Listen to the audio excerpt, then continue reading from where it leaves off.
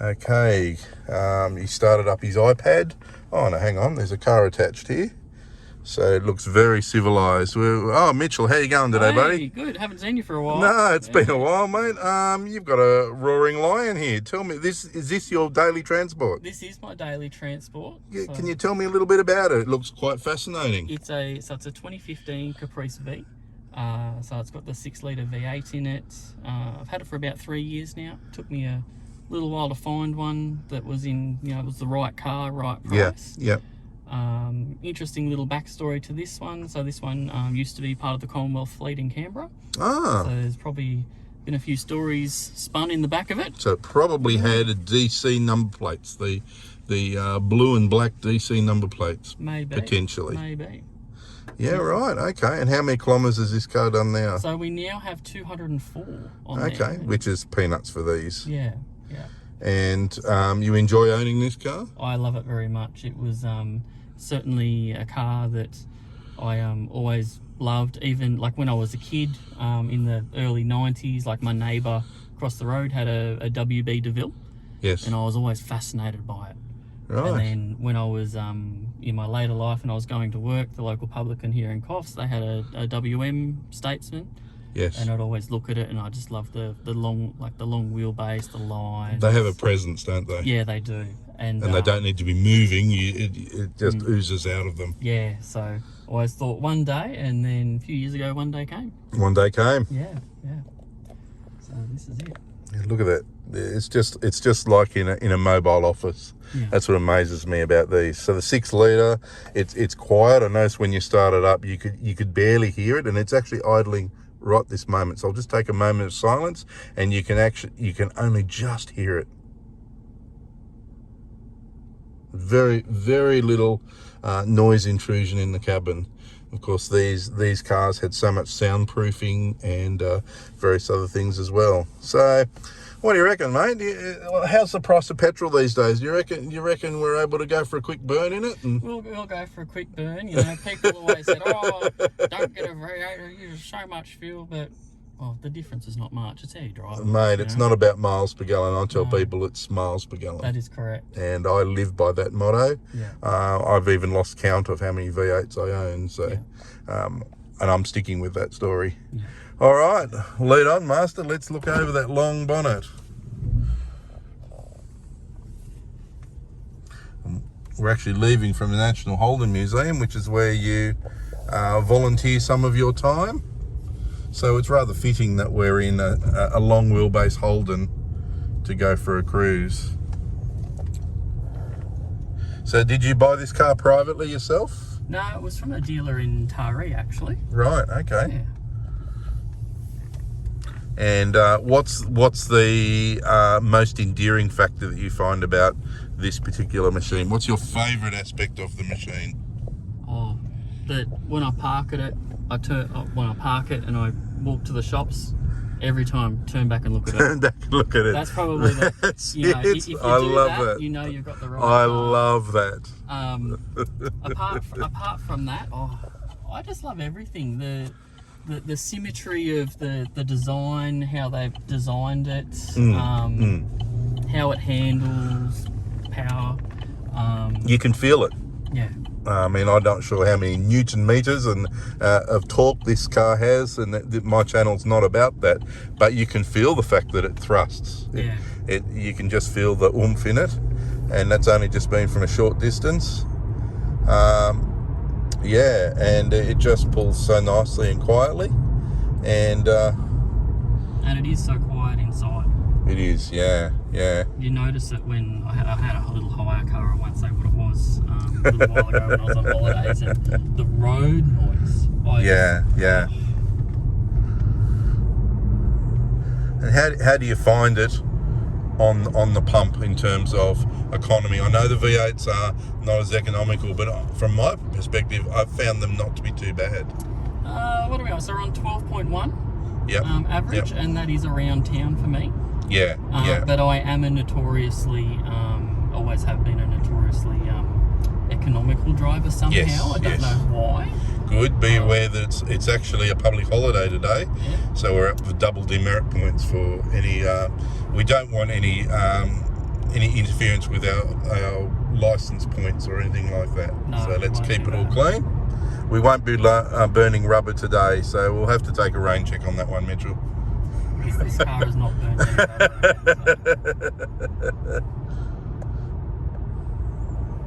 So we're going out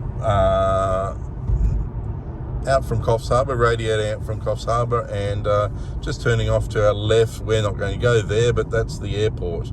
So we're just going on the back road, which leads to the airport, and gives us a chance to do some filming of this beautiful machine. And I really like the colour. That silver is a really nice shade of silver. Is it a tungsten silver, or what is the name of it? Do you know the colour of that? Or? I'm not 100% sure of the name of it. Right. Yes, but yeah, silver is the colour that I wanted. Yeah. Years ago, I actually had a WN Statesman. Oh, right. And it was like a gunmetal grey, which was really nice with all the little chrome bits. Yes, yes. But the modern, the WN colour of that is son of a gun. Right. Which is very rare, especially on these. Yep. I believe it was only in the Series 2 of the Caprices and the VFs. So this is a Series 1. Series 1. With the 6 litre, and I read that the Series 2s, they upgraded the 6.2, so they increased the stroke or whatever they had to do. Yeah. LS3 6.2 in the Series 2s. This is a Series 1, but it does have Series 2 wheels on it for those. Yes, I did notice that. Yeah, yes. yeah. Yeah, the silver colour, dare I say it, and the purists will go, what? The Holden enthusiasts, this silver colour was very similar to a Series 3 Jaguar that I owned many years ago. Very similar colour, and I remember the name of the colour then. Of course, it's a Jaguar colour. It won't be akin to the Holden colour, but it was called Rhodium Silver. And it was just a beautiful, beautiful colour. And past Jeff King Motors Oval, and Jeff King is the owner of the National Holden Museum in Coffs Harbour, the local Holden dealer and businessman. So he's certainly done a lot within the confines of Coffs Harbour.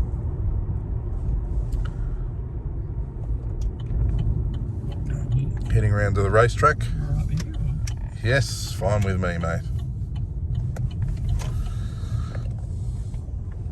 How many airbags do these machines have? Do you know? Certainly got a few. About 10 million. 10 million, yeah, okay.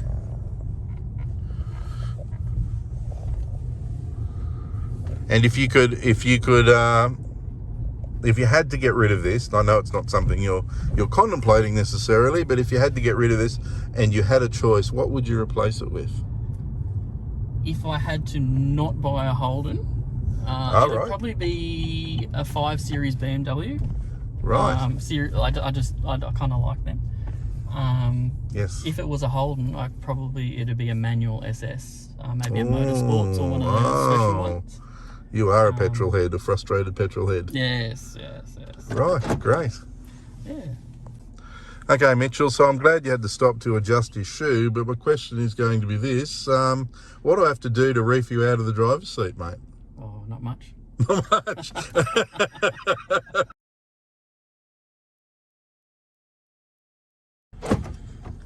We've got Stoo in the hot seat. Oh, I've lost my job as commentator. 6 litre now. 6 litre thumper. Best part of my job, and you can't quite see this, but the speedo is actually in the windscreen. Yeah, Holden did a proper heads-up display, unlike some other manufacturers that have a little flip-up screen like a fighter jet. Yes. 204,000, and I'll be trying to describe as much as I can. Again, the steering wheel controls is very much a 1990s on kind of job. With the VS Statesmans, they really came into effect. Prior to that, they weren't really viable.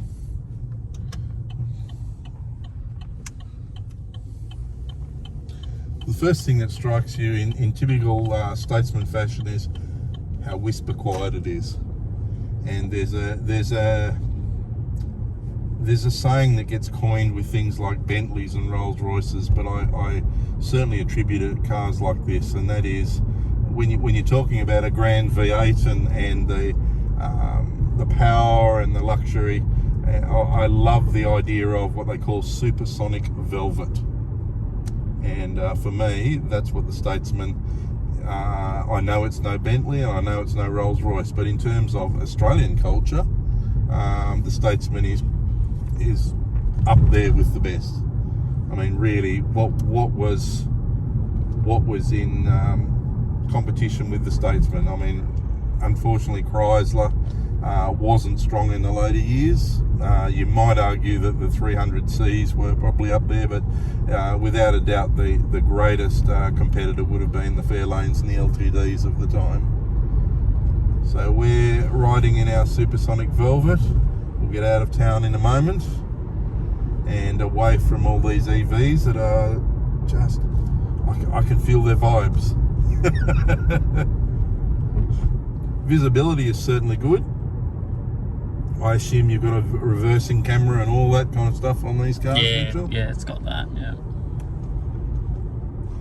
And I imagine on a trip you get a pretty good range out of the tank too in a trip. Yeah, close to sort of towards 600, but doesn't quite reach it. For memory, but it's been a while since I've done a big trip. Had a did a drive down to Melbourne probably about a year ago now, and in this, and right. Actually went on the Monaro Highway, which was wonderful to drive on. Yes. Went to the Trafalgar Holden Museum. Ah, haven't been there yet. And that's another story. That was before the Holden Museum opened in Coffs, and I remember thinking when I was there, if I lived there, or if that was up here, I'd want to be a part of it. And blow me down, the next week, I saw it on the news. And I started pestering them, let me in, let me in. So you're now a Holden owner who volunteers at the National Holden Museum. Yep. So this was a diplomat car, you said, a diplomatic car? Yeah, so of some sort? ex-Commonwealth fleet. Yes. As to what it actually did, I don't know.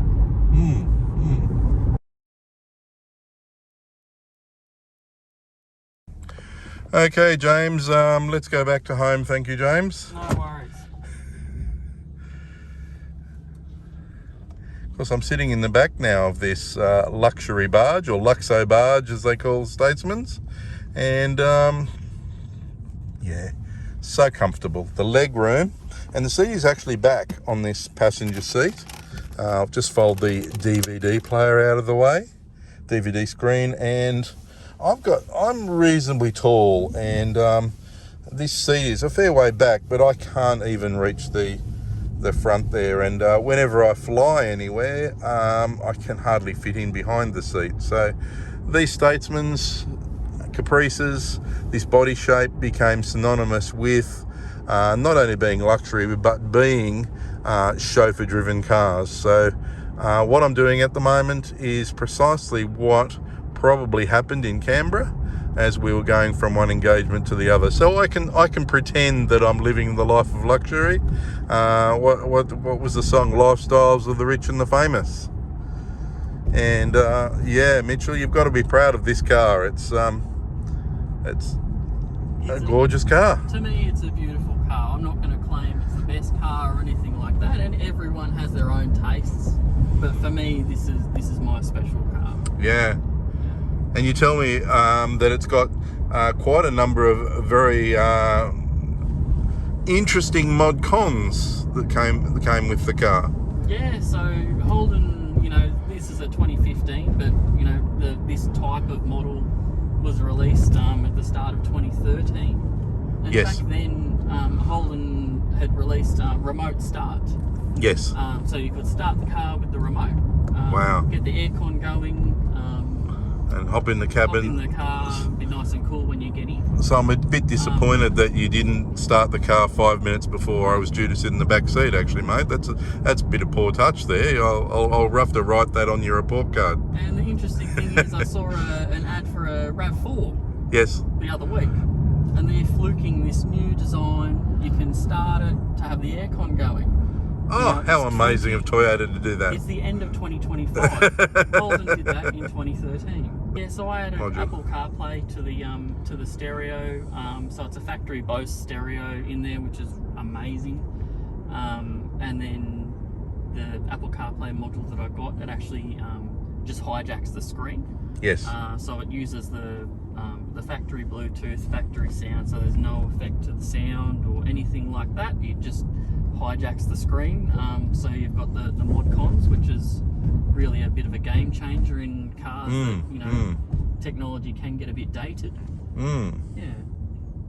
And here we are in sunny Sawtell. Yeah. And the stereos, I imagine, got a really nice clear bass sound and everything else. It won't, you know. Yeah, no, I had actually took it in to get a service at Jeff King once, and the service advisor stuck his head in there to grab the keys or something, and it was just the radio that was on.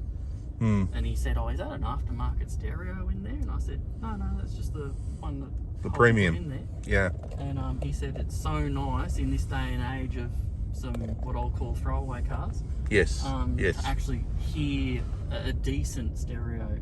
Yes. Car. So we're just cruising around town. Mitchell, you were saying that you rather like it when it's placed into sport mode. How does that translate to drivability for the driver? Yeah, if you pop it into sort of manual mode, it holds the gears really well, pretty quick changes, and then also on your downshifts, it'll actually rev match as well. Yeah.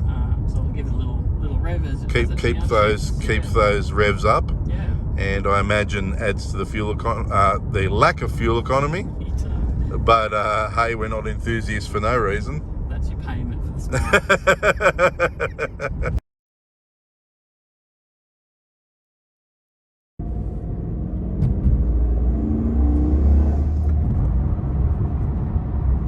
Put a smile on your face.